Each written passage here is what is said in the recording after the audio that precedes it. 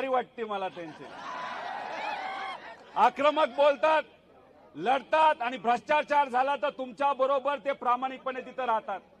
काल परवा वर्ध्यामध्ये मोठं आंदोलन अशा पद्धतीचे एमपीएससी विद्यार्थ्यांच्या पाठिंब्यासाठी आणि टीईटी परीक्षाचा पेपर जो फुटला यासाठी कराळे सर तिथं विद्यार्थ्यांबरोबर उतरले होते. त्यांचं मी मनापासून छत्रपती संभाजीनगरच्या या सर्व विद्यार्थ्यांच्या वतीने या ठिकाणी आभार व्यक्त करतो.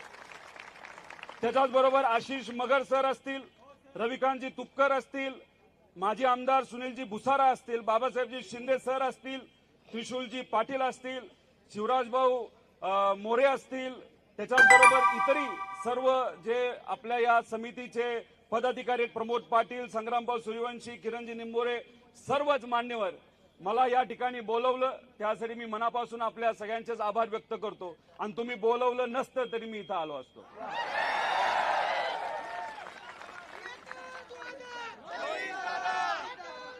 या छत्रपती संभाजीनगर याच्याबद्दल, या शहराबद्दल जेव्हा आपण विचार करतो, या नावाबद्दल जेव्हा विचार करतो, आपल्या सगळ्यांना संघर्ष दिसतो. छत्रपती संभाजी राजेंनी परप्रांतीयांचं आपल्या स्वराज्यावर जे काय आक्रमण होत होतं त्याच्या विरोधात लढा उभारला, संघर्ष केला. आपल्या जवळच्या लोकांनी गद्दारी केली, आपल्या सिस्टमच्या विरोधात सुद्धा त्यांना संघर्ष करावा लागला. तसंच तुमची परिस्थिती आहे. हे जे पेपर फोडणारे लोक आहेत ते सत्तेतले लोक आहेत, त्यांना आपण परप्रांतीय बोलायला काय हरकत नाही. आणि आपल्याला दुसरी कुठली अडचण आहे? आपली आर्थिक अडचण, आर्थिक ताण. आपले आई वडील कष्ट करतात, शेतामध्ये राबतात, शेती करतात, मजुरी करतात, कसा तरी पैसा गोळा करतात आणि त्यातून कशी तरी तुम्ही फी देता. परीक्षेची फी असेल नाही तर क्लासेसची फी असेल, पण प्रामाणिकपणे अर्ध जेवण खाल्लं तरी चालेल, पोहा खाऊन अख्खा दिवस काढला तरी चालेल, चहा बिस्किट खाऊन दिवस काढला तरी चालेल, पण आई वडिलाचं स्वप्न हे पूर्ण झालं पाहिजे यासाठी तुम्ही त्या ठिकाणी संघर्ष करता. आता कशासाठी आपण रस्त्यावर आलोय? बघा, हा निर्णय एमपीएससीचा निर्णय बघितलाय का? बर मला सांगा, लहानपणीपासून आपण एलकेजी मध्ये असताना आपले आई वडील नाही तर शिक्षक आपल्याला शिकवतात, अंगणवाडीपासून काय शिकवतात? बालवाडी घ्या नाही तर जन्मल्या घ्या, काय प्रॉब्लेम. बर आपला आकडा आता एक मागणी वाढत गेली तर इथं संपायचंच नाही आपल्याला, तिथं पोलीस जातील कोम्यात.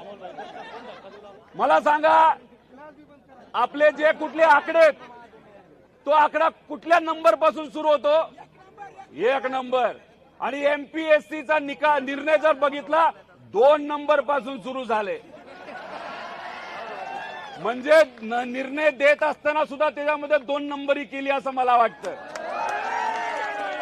याचा जर तुम्ही पूर्ण अभ्यास केला, शेवटच्या पानावर कोणाची सही आहे? फक्त अध्यक्षाची सही आहे, बरोबर का नाही? अरे बाकी सदस्य कुठे गेले? बाकी सदस्यांची तुम्ही कधी सही घेणार?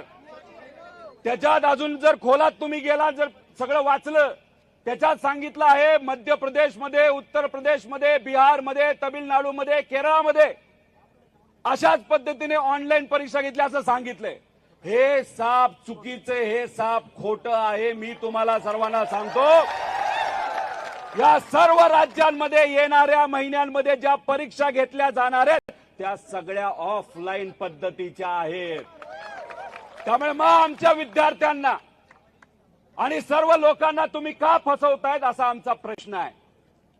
त्याच्याच बरोबर तुम्हा सर्वांना सांगतो, तुम्ही तुमच्या हक्कासाठी लढताय, आम्ही तुमच्या बरोबर आहोत, पण सुप्रीम कोर्ट सुद्धा तुमच्या बरोबर